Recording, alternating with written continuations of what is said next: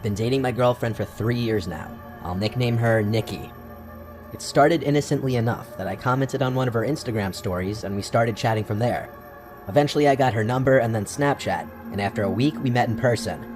We started hanging out right after the holidays in January, and the thought of Valentine's Day was already coming up.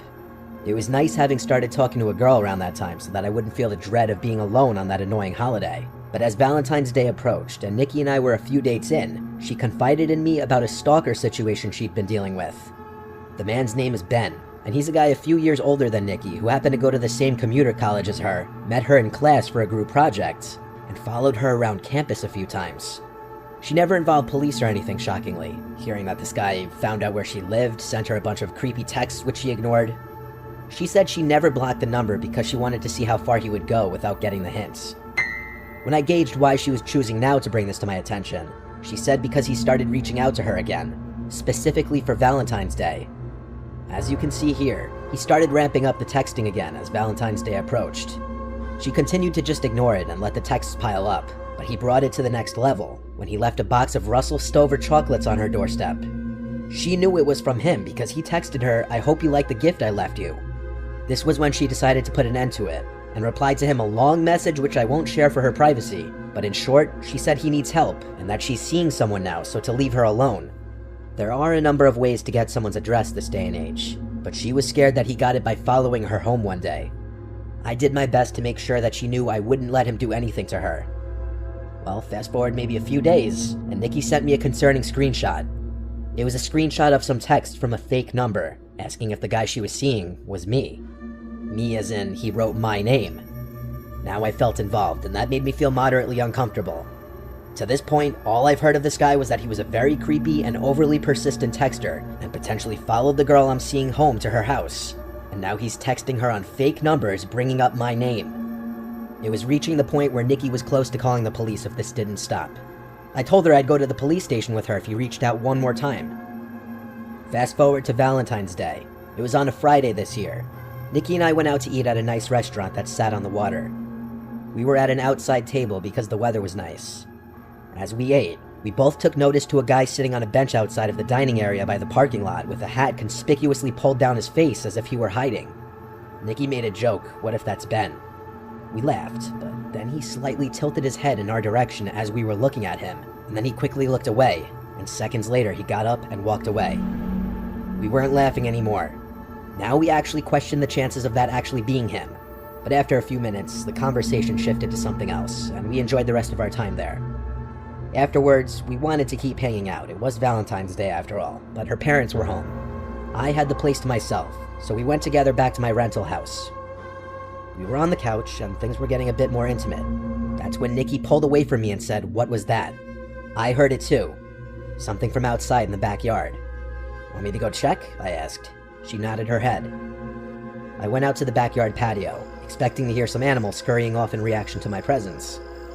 I slipped on my slides and walked around the yard, looking around for anything that could have fallen over, and I found what made the noise. The entire stack of beach chairs that was leaning on the house had been knocked over. I don't know how that would happen unless someone or something bumped into them. There wasn't even the slightest breeze that night. I looked around at the bushes that encompassed our yard, and then, as if my brain immediately could spot something out of place, I locked in my vision on something tall in the bushes. My neck jutted forward as I literally tried to focus in and get a better look at what I was looking at. I stepped forward a few steps. I had an oh shit moment when I realized it was someone standing in the bushes. He had seen me notice it by this point. I said, "Who is that?" And the guy started quickly coming out from the bushes, in a quick enough speed that I took it as a threat, as if he were about to charge at me. I took the chance to get him on the ground when he was still struggling with the bushes and twigs, and I yelled at him to stay down multiple times.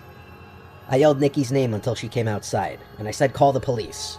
The guy on the ground struggled and tried to get loose a few times, but I more or less had him in a steady hold.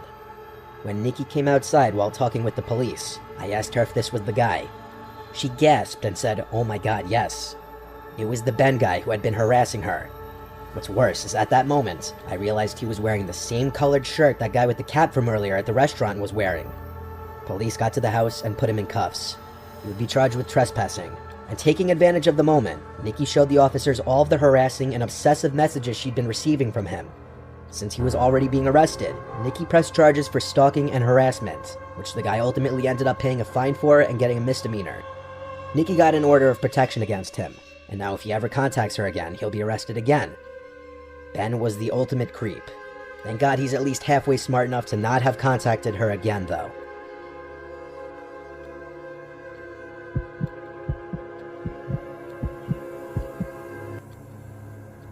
This happened 4 years ago. Valentine's Day was coming up. My boyfriend and I had planned a cute dinner, like what most couples do. As we were walking into the restaurant, there's this couple outside, weirdly staring at my boyfriend and I. I slightly shove my boyfriend's arm as we get inside, and he gives out his name to be put in the wait line. The host said it would be a 45-minute wait, and she said she would text us when our table was ready. My boyfriend said let's go to the mini golf across the street, so we're walking back to his car. The lady from the couple stood up and held up her hand, introducing herself as Mrs. Gretty. I found it really weird and looked at my boyfriend. The lady still had her hand out. I wasn't trying to be rude, I gave her a shake. The lady went on to explain that her and her husband think we're a great-looking couple, and they're photographers and think we would make great photos, and to follow them to the studio, as she believes the wait time will be long. She goes on to say that she has no card on her, but their place was a 5-minute drive away and they could take us there as well. Red flags are going off, and my boyfriend politely declines and lets her know we have things to do. The look was still one of the most haunting looks ever, as she smiled and sat down next to the husband. As we get in the car, I tell my boyfriend how creepy that interaction was, and how the husband didn't even say a word. As we enter the mini golf place, we were pretty surprised to find it empty. We laughed the situation off, but in reality, I'm still creeped out. As this place is not really huge, you can see the front door on all the levels. So as we're on our 5th round, I hear the entrance bell ring. I turn to look, and my heart sinks. It's the same lady with her husband. She seems to look around, and then as we make eye contact, she gives me the creepiest smile. I let my boyfriend know, and he turns to look as they're getting their things. I tell my boyfriend I'm uncomfortable and we should just go wait in the car, as 15 minutes have passed already, so it wouldn't be much longer. He agrees, and we turn around, and they're right behind us, giving us the widest smiles. "Crazy how we both came to this spot," said Mrs. Gretty. This time the husband says, "We should face each other, Gretty versus Rod." My boyfriend's heart sank in that moment, as his last name is Rods. We politely declined, not wanting to know how they knew that information, and we said we have to go. Both of their smiles faded as we rushed out of there. I told my boyfriend we should just call it a night and go back to his place since it was closer than mine. Plus, my parents wouldn't be home until Sunday morning. He said we would go after dinner and not let some random weird couple ruin the night for us. We waited about 15 minutes in his car, talking about how weird the situation was, as he gets a text from the restaurant saying they're ready for us. We eat dinner, and he insists on paying today since it's Valentine's Day, as we usually split the bill. He goes to the bathroom, and as I'm waiting, I thought I saw that lady peeking out from around a corner. I convinced myself it was just in my head. My boyfriend gets out and is ready to go. Now to get to his place, you have to take this long road surrounded by trees. As we start the drive, we notice a car following behind. I let my husband know, and we head into a CVS parking lot. I have to use the restroom, and since it was going to be a drive, we both get out and go. When we come out, we don't see that car that was potentially following us anywhere, so we make our way to his house. You know that road I talked about earlier being surrounded by trees? Well, while we're driving on it, we're like 3 to 5 minutes onto this road. We heard a loud pop, and my boyfriend stopped his car. His 2 front tires had popped. He put 2 and 2 together and ran to the car and said, "Get out, there's not much more time before they get here." He cut his engine and turned off the lights and locked the door. I was so scared and confused, not knowing what was going on. I told him we should wait in the car. He quickly got me and we ran into the woods. He told me to shush. We were hiding behind some trees and bushes. While we hid, he called the cops and quickly explained where we were at and what was happening. The operator asked to stay on the line and the cops would be here in a couple minutes. He said he couldn't stay on the line and hung up. As we stayed laying down, we heard a car engine coming up. My boyfriend said to lay flat as he did too. We heard the engine to the car stop, and we heard the familiar voice of Mrs. Gretty, if that was even her real name. She yelled, "Shit, we took too long." We heard a car door close, and then a car quickly speed away. We stayed down until the cops got there, which was about 2 minutes later. We explained the situation, and got told we would be contacted if something came up. I called my sister to come pick us up, and he called the tow truck for his car. 4 years later, nothing has come up on it, and we never found out what they wanted or who they were. We're now married with a crazy story to tell our kids.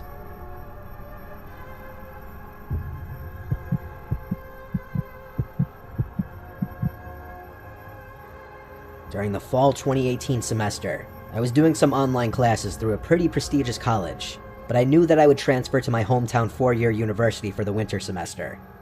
I still wanted to make some new friends though, so that I wouldn't feel alone, and maybe along the way it would be nice to meet someone to date, which is what happened. I met this girl through Tinder. She was really cool and we had a lot in common. Long story short, we started dating and we had a lot of fun together. She wasn't from my hometown, and I had noticed that after she came back from Thanksgiving break, the way she behaved and her attitude had changed. She was always on the more sarcastic side, but now it just seemed mean. For example, the playful, flirtatious teasing had become way more aggressive. There was no physical harm, I should say that. It was just the kind of teasing that shouldn't be happening in a relationship. I just brushed it off as stress due to finals approaching. She eventually went back home for winter break. We always found ways to stay in touch every day, such as text, Snap, and occasional FaceTime, either once or twice a week. Once the winter semester started, I moved into an apartment because the dorms didn't seem that fun, and I had found something nice that was surprisingly cheap. Literally the night of the first day of classes, we decided to break up. Like I said, she was from a different state, and she was having a lot of trouble being away from home because she missed her family, friends, and pets a lot. Besides me and her roommate, who she didn't really get along with, she barely knew anybody in town. She was just such a shy person, and that's not a bad thing, but like I said, she didn't have a lot of friends to surround herself with. So she just wanted to be by herself all the time. So it was a nice exit out without having to be the one that did the dumping, because that kind of stuff just gives me too much stress and anxiety. A few weeks went by, and each day I felt a little less sad because when I looked back on the relationship, there were a bunch of issues that I had overlooked. It was the week leading up to Valentine's Day, and I was kind of sad because I had some fun things planned that I wanted to surprise my girlfriend with. I decided that maybe for that week, I would reactivate my Tinder account. Really to see if I could get a match and possibly hang out with someone on the holidays so I wouldn't be alone because most of my friends had their own boyfriends and girlfriends. I did about 2 days before the holiday, and I got some matches after a few hours of having the app. I chatted with most of them and asked what their Valentine's Day plans were, and not to my surprise, they were all going out to bars. Personally, that lifestyle isn't really my thing, it just doesn't seem that fun to me, but I always use it as a last resort and I wasn't that desperate. Yet. I eventually started texting with a girl named Alex, who wasn't into that stuff either. She would rather stay in and watch movies, which is what I would rather be doing too. She even had the same major as one of my best friends, and was taking some of the classes he was taking. But she didn't know if they had classes at the same time since they had just started, and she was trying to figure out everyone's names. The best way to describe Alex is that she had shoulder-length blonde hair, cute glasses, freckles, and bright blue eyes. After texting for about an hour, I got her Snapchat and we moved the conversation there. I asked if she would want to hang out on Valentine's Day, and she was down. So it was Valentine's Day 2018, which had fallen on the Thursday of the week. Luckily, I didn't have any Friday classes, and Alex said she would skip her Friday morning class so we wouldn't feel pressured to end the night so early. The first part of the night went pretty smooth.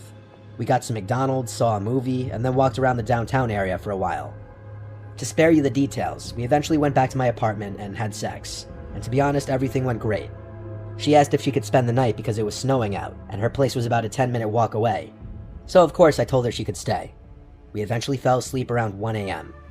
I'm a pretty light sleeper, especially when there's someone else in the bed with me. Around 3 a.m., Alex woke me up as she was getting out of the bed, but I didn't make her aware that she woke me up. It was pretty dark in the room, but I could see that she was walking towards the bathroom. She turned the light on and shut the door so that it wouldn't seep into the bedroom. I was very tired, so I just went back to sleep. I awoke again around 5:30 a.m., and to my surprise, Alex wasn't in the bed next to me. I turned to see if she was still in the bathroom, but I couldn't see the outline of the light, so that meant it was turned off. I wasn't in too much of a shock yet. I was just curious as to where she was. So I sat up and grabbed my phone off my bedside table. I didn't have any text from her saying that she had left, but I was able to see that the clothes she'd been wearing earlier were still on the ground next to mine. So she was still here somewhere. I then heard a creak come from the other side of the bedroom. I could see that Alex was just standing in the corner, back facing toward me. I was really freaked out. I quietly called out her name and asked if she was okay, but there was no response. I turned on the lamp I had on the bedside table. It didn't create too much light, but there was enough. I got out of bed and walked over to her. She was just standing there, not even moving. I was so creeped out, but I wanted to see what was going on. I gently placed my hand on her shoulder and said her name again, and there was no response. There were 10 seconds of silence, and right as I was about to say her name one more time, she turned around at an inhuman speed and started screaming like a maniac and hitting me. It wasn't the hardest of hitting, but I'm kind of a skinny guy, so it hurt a bit. The scariest part is there was no emotion on her face at all. I backed up and fell over onto my bed, and she followed me, still screaming and hitting me.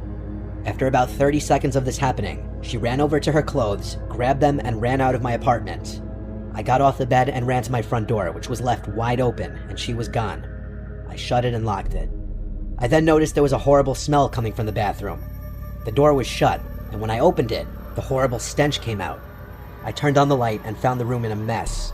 The shower curtain was ripped off, my medicine bag had been thrown on the ground, and my floor was wet. The worst part was that she defecated and smeared it on the mirror. I called the police immediately, and they sent an officer to my place. They asked if they could see her Tinder and Snapchat profile, but of course, both had been deleted. I only had one picture of her that she sent on Snapchat, and I had screenshotted it because it was a cute-looking picture, but she was using a Snapchat filter in the picture.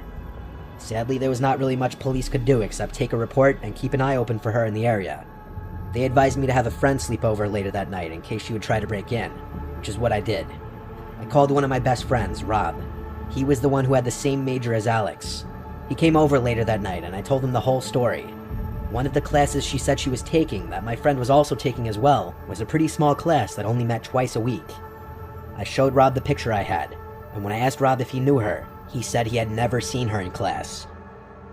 Rob and I watched a movie and fell asleep around 12 a.m. I awoke around 3 a.m. to find someone trying to open the front door from the other side. After letting it happen for about a minute, it then stopped. I walked over and looked out the peephole, but nobody was there. Nothing has happened since, but it still really freaks me out.